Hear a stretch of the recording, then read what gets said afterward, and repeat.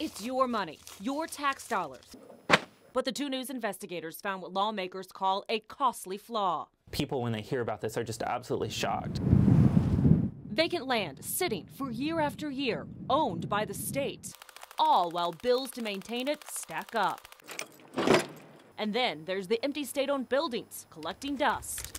During our 6-month investigation, the 2 News investigators pored over state-owned property documents. After months of research, we uncovered acres of vacant land owned by the Oklahoma Department of Human Services. According to state data, the department bought just under an acre of land in Buffalo, that's near the Panhandle, for $3,600 11 years ago.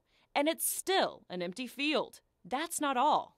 Our investigation took us 200 miles to the southwest of Tulsa, to Marietta, Oklahoma. It's here where the Department of Human Services bought this 4.6 acres of land in 2008 at a price tag of $75,000. But for the past 5 years, it's sat completely vacant. We wanted to know why. So we went to DHS spokesperson Cherie Powell. The intent was to build a new building, but since construction costs started skyrocketing, it just wasn't good use of taxpayer dollars to build a new building. The agency didn't build a new building, but Powell says it did spend $16,000 to mow these properties. Once an agency doesn't need a property, it can put it on the surplus list and sell it.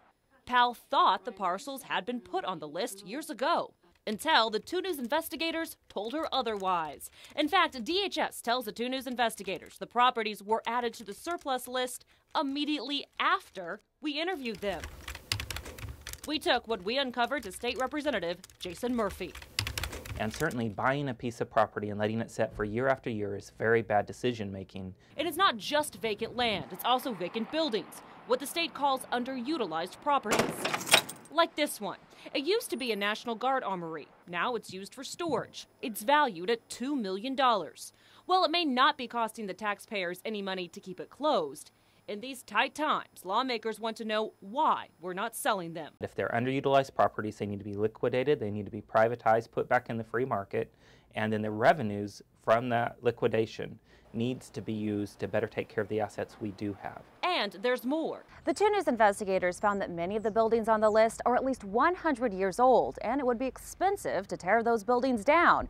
In the case here at the University of Science and Arts, this building is something they'd like to preserve and restore. After all, it's on the National Registry of Historic Places.